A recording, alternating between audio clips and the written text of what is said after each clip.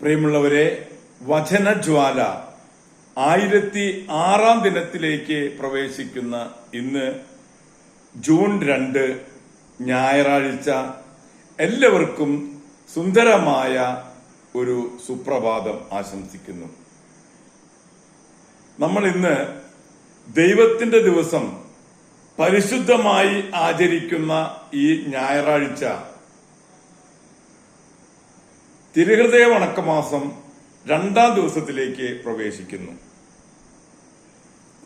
ഇന്നത്തെ ദൈവവചനം യൂദിത്ത് 2-ാം അധ്യായം 10 മുതലുള്ള തിരുവാക്യങ്ങളാണ്. നിങ്ങൾ മുൻപേ പോയി അവരുടെ സ്ഥലങ്ങൾ എനിക്ക് വേണ്ടി പിടിച്ചടക്കുവിൻ. അവർ നിങ്ങൾക്ക് കീഴടങ്ങും. ശിക്ഷയുടെ നാൾ വരെ നിങ്ങൾ അവരെ എനിക്ക് വേണ്ടി സൂക്ഷിക്കുവിൻ. അവർ വിസമ്മതിച്ചാൽ നിങ്ങൾ കണ്ണടച്ച് കളയരുത്. രാജ്യം മുഴുവൻ കൊലയ്ക്കും കൊള്ളയ്ക്കുമായി ഏൽപ്പിച്ചു കൊടുക്കണം. ഞാനും എന്റെ രാജ്യവുമാണ്, എന്റെ വാക്ക് ഞാൻ നിറവേറ്റും. നിങ്ങളുടെ രാജാവിന്റെ കൽപ്പനകൾ ലംഘിക്കാതിരിക്കാൻ നിങ്ങളും ശ്രദ്ധിച്ചുകൊള്ളുവിൻ. എന്റെ കൽപ്പന മാറ്റമില്ലാതെ നിർവഹിക്കാൻ ശ്രദ്ധിക്കുവിൻ. താമസം വരുത്തരുത്. യജമാന സന്നിധി വിട്ടപ്പോൾ തന്നെ ഹോളോഫർണസ് അസീറിയൻ സൈന്യത്തിലെ സേനാധിപതികൾ, മറ്റ് പടത്തലവന്മാർ, സേവകന്മാർ എന്നിവരെ വിളിച്ചുകൂട്ടി. യജമാനൻ കൽപ്പിച്ചതനുസരിച്ച് തിരഞ്ഞെടുത്ത 1,10,000 പടയാളികളെയും അശ്വാരൂഢരായ 12,000 വില്ലാളികളെയും ഗണങ്ങളായി തിരിച്ചു. അവർ അങ്ങനെ ക്രമേണ ആക്രമണ സന്നദ്ധമായ ഒരു സൈന്യത്തെ സജ്ജമാക്കി. അവർ സാധനങ്ങൾ കൊണ്ടുപോകാൻ അസംഖ്യം ഒട്ടകങ്ങളെയും കഴുതകളെയും കോവർ കഴുതകളെയും ഭക്ഷണത്തിനായി അനേകം ചെമ്മരിയാളുകളെയും കാളകളെയും കോലാടുകളെയും സംഭരിച്ചു. കൂടാതെ എല്ലാ ആളുകൾക്കും വേണ്ടി ധാരാളം ഭക്ഷണ സാധനങ്ങളും വലിയ തുകയ്ക്ക് സ്വർണവും വെള്ളിയും രാജകൊട്ടാരത്തിൽ നിന്ന് ശേഖരിച്ചു. ഇപ്രകാരം പശ്ചിമ ദേശങ്ങളെല്ലാം തേരെ, കുതിര, തിരഞ്ഞെടുക്കപ്പെട്ട കാലാൾപ്പട ഇവയാൽ നിറയ്ക്കുവാൻ അവർ മുഴുവൻ സൈന്യവുമായി നബുക്കദ്നേസർ രാജാവിന് മുമ്പേ പോയി. വെട്ടുകിളികളെ പോലെയും ഭൂമിയിലെ മണൽത്തിരികളെയും പോലെ എണ്ണമറ്റ ഒരു സമൂഹം അവരോടുകൂടെ പോയി.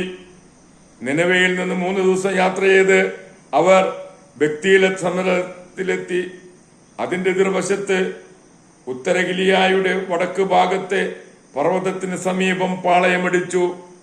അവിടെ നിന്ന് ഹോളോഫർണസ് തന്റെ സൈന്യത്തെ മുഴുവൻ, കാലാൾ, കുതിര, തേര് എന്നീ വിഭാഗങ്ങളെല്ലാം കൂട്ടി കുന്നിൻ പ്രദേശത്തേക്ക് പോകുകയും പുത്, ലുദ് എന്നീ പ്രദേശങ്ങൾ തകർക്കുകയും റാസിസ് നിവാസികളെയും കെലിയാദേശത്തിന് തെക്കുള്ള മരുപ്രദേശങ്ങളിൽ വസിച്ചിരുന്ന ഇസ്മായേലിനെയും കൊള്ളയടിക്കുകയും ചെയ്തു.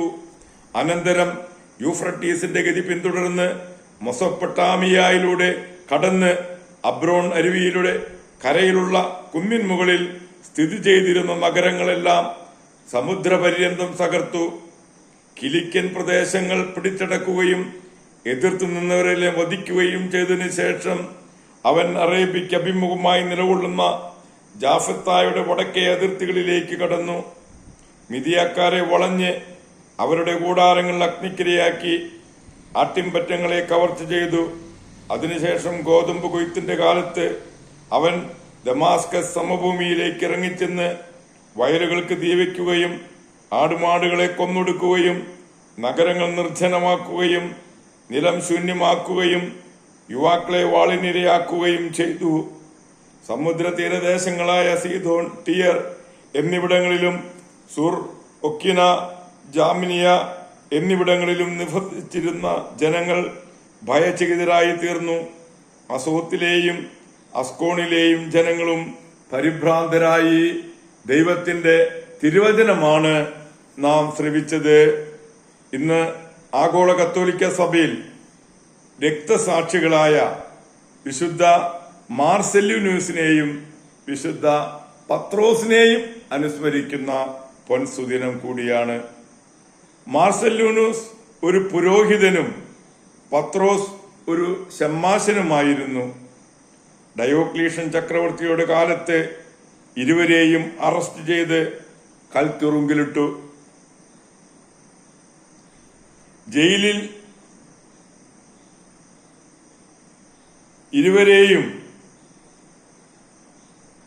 അവിടത്തെയുള്ള ആളുകളെയും മാനസാന്തരപ്പെടുത്തി ഒരു വനത്തിൽ വെച്ച് ഇരുവരെയും ശിരസ് ഛേദിച്ച് കൊന്നുകളയുകയാണുണ്ടായിരുന്നത്. എന്നാൽ ആ ആരാചാരന്മാരും മാനസാന്തരപ്പെട്ടു.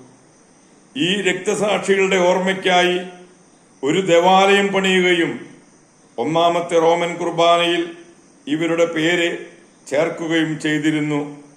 ഇവരുടെ അവശിഷ്ടങ്ങളുമായി ഒരുപാട് ഐതിഹ്യങ്ങൾ നിലവിലുണ്ട്. വിശുദ്ധ മാർസല്യൂനസിന്റെയും വിശുദ്ധ പത്രോസിന്റെയും മാധ്യസ്ഥം യാചിച്ച് നമ്മൾ ഇന്നത്തെ ദിവസം പ്രത്യേകമായി പ്രാർത്ഥിക്കാം. ദൈവം നിങ്ങളെ ഓരോരുത്തരെയും സമൃദ്ധമായി അനുഗ്രഹിക്കട്ടെ.